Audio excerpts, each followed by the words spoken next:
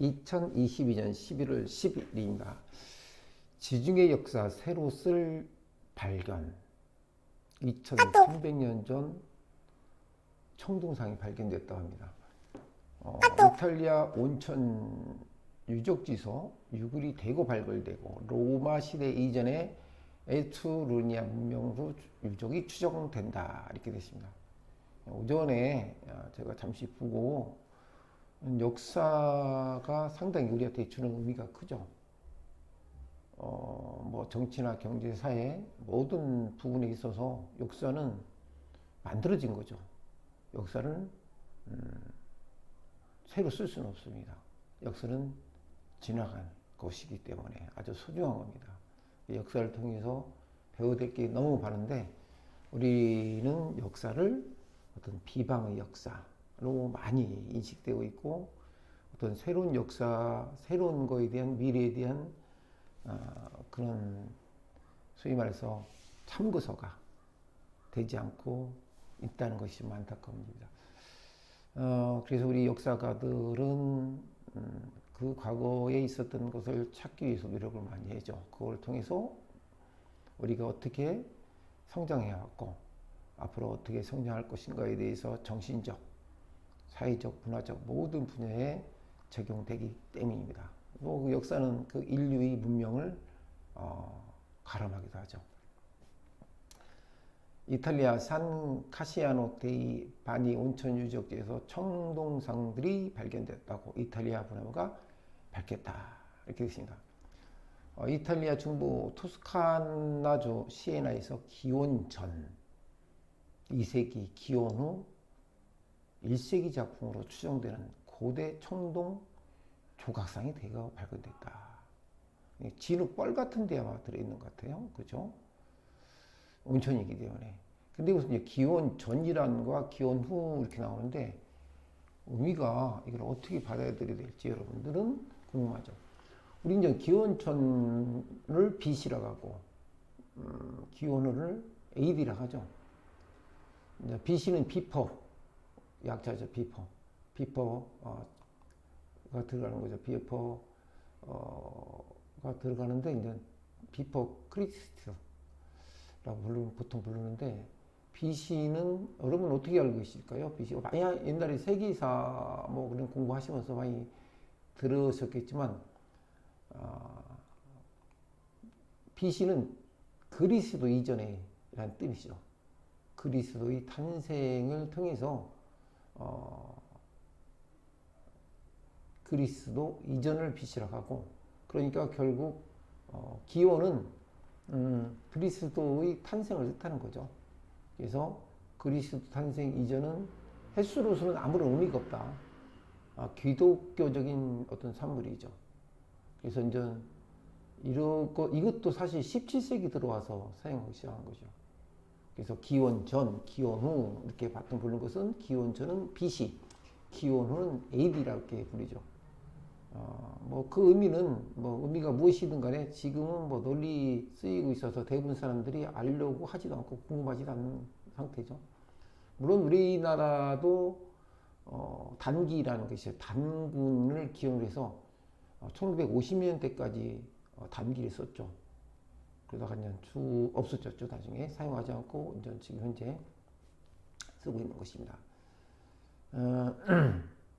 하여튼 BC와 AD는 어떤 의미를 갖고 있는지, 언제부터 사용되기 시작한지 알고 나면 참 충격적인 얘기라고 될 수 있죠. 그러니까 아까 말씀드린 대로 기원 전 2세기, 기원 후 1세기 이렇게 얘기한 것은 몇천 년 전 얘기를 볼 수 있는 거죠. 기원 전 수천 년 동안 인류는 어떤 문명의 발전을 이뤘죠. 그래서 인류의 기원이 어디냐, 문명의 기원이 어디냐, 다양한 종교의 기원, 철학의 기원이 될 만한 자취를 남긴 것도 사실이죠. 기원 전 수천 년 동안 인류는, 그렇죠? 우리를 BC, AC를 나누는 거에 있어서 그렇게 중요하지 않다라고 보시면 되죠. 그런데 갑자기 어느 날서부터 우리는 이렇게 사실 지금도 기원 전 시기가 횟수를 세는 기준도 못 되는 거죠. 그래서 이제 소위 말해서 뭐 인간이 낙후된 시대였다라고 봤는데, 그 시대가 낙후된 시대라고 봤는데 이런 청동상이 말씀드린데 기원전 2세기, 기원 후 1세기라고 이렇게 한다는 건 엄청 낙후된 게 아니죠. 그때 당시에 이렇게 볼 수가 있습니다.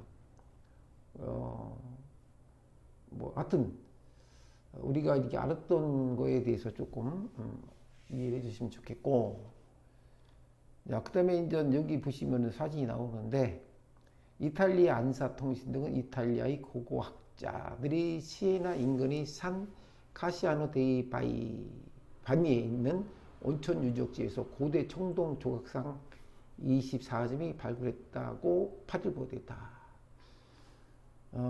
그리고 이제 온천 유적지는 로마 시대의 이전에 로마 시대 이전의 기원천이라고 했죠. BC 3세기 에트루니아 문명 시대로 이어진다 이렇게 나왔어요. 여러분 에트루니아를 많이 들어봤죠. 에트루니아, 그렇죠? 에트루니아는 이탈리아의 어떤 중앙에 이제 테베르강과 뭐 아르노강 사이에 있는 옛날의 이름이죠.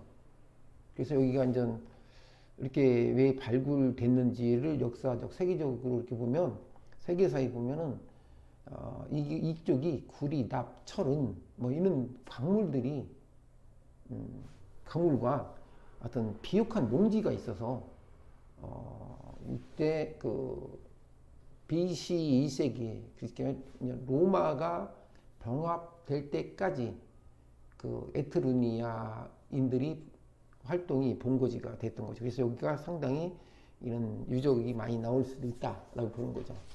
그래서 이제 아까 말씀드린 게 구리납, 철원 등이 많이 있었던 지역으로 유명합니다.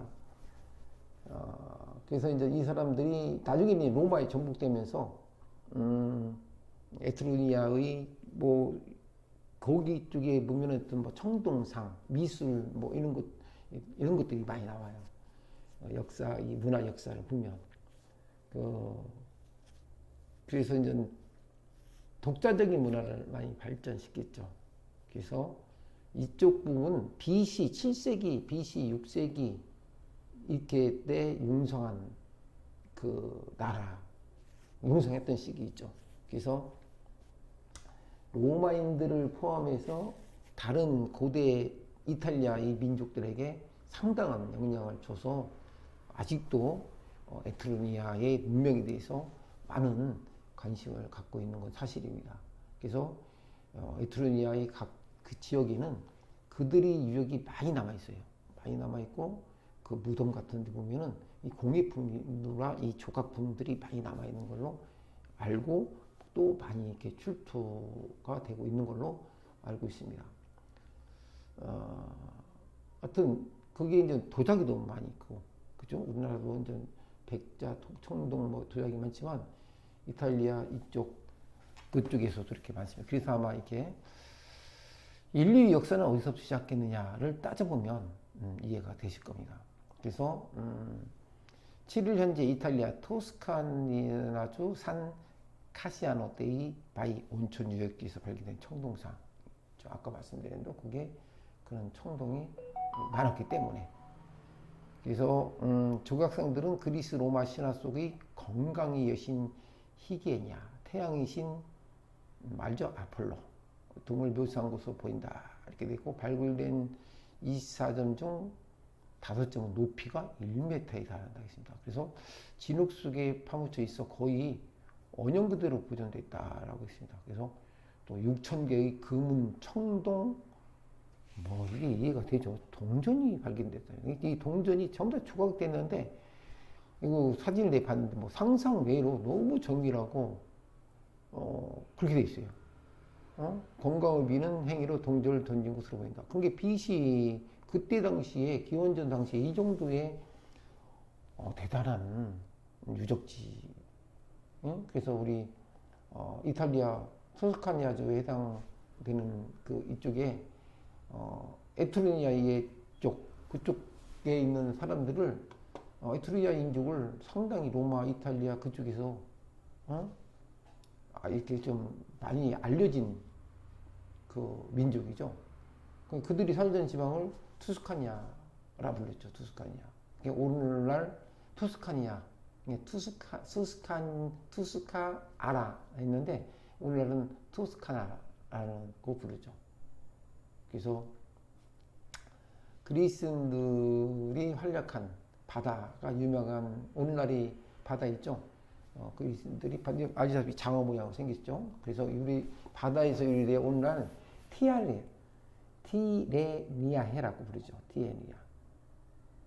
또 이제 지역이 좀 높다 보니까 투스칸 지방에 해당되는 적도 있고, 테베레강 있죠. 테베레강에서 알프스 산맥에 쭉 이르는 세계사 지도 보면은 테베레강에서 알프스 산맥에 이르는 이쪽 거꾸로 북이죠. 북이탈리아 전체를 포함할 정도로 해당되었었죠. 확대되었었죠.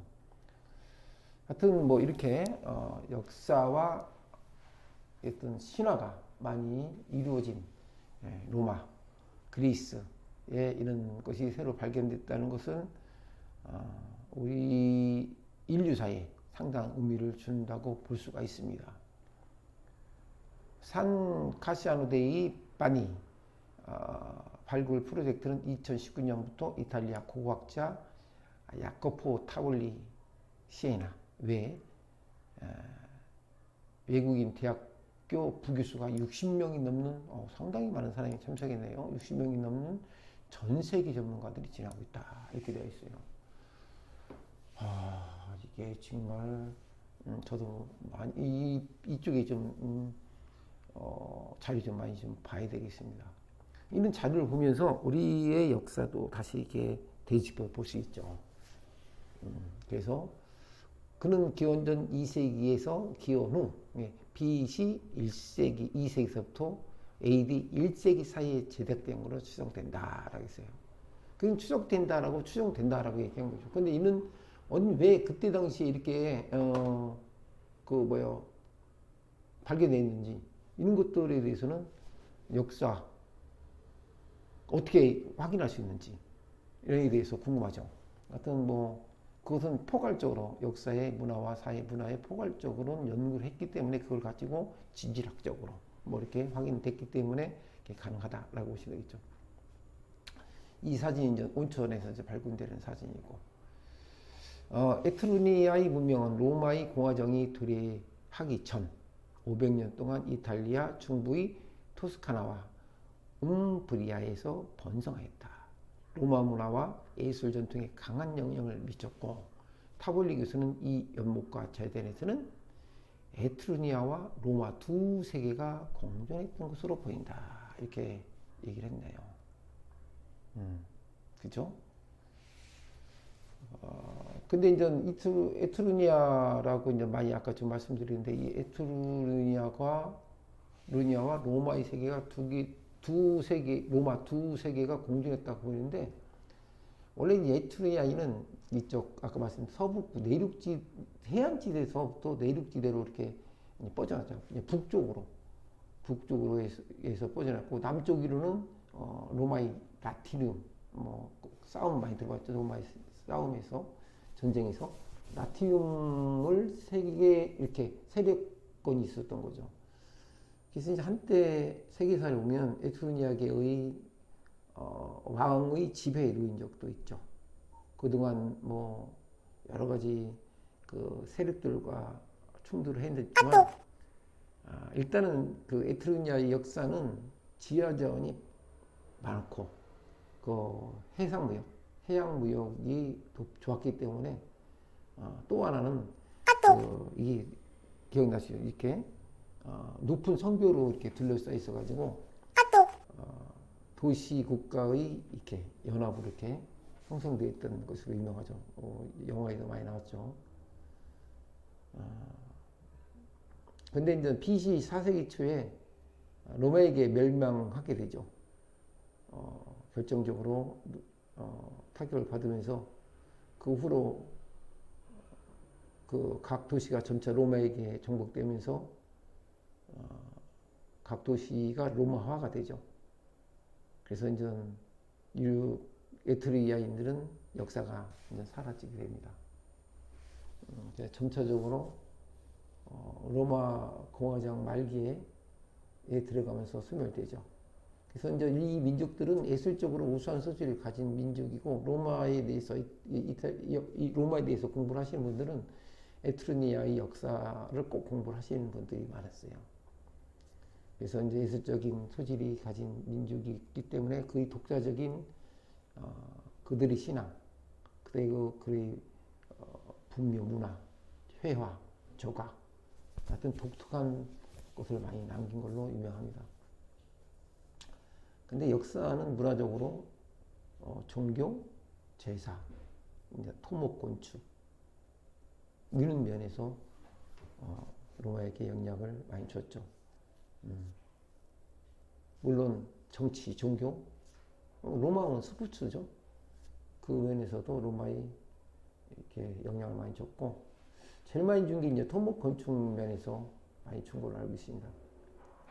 하여튼 자주간에 이런 그 로마인에게 계승된 것이 많죠. 로마인들한테 많이 줘서 로마인들이 를 많이 역사를 꾸며놓은 그런 하나의 민족. 에트루리라입니다. 에트루리라. 발음이 참 그렇죠.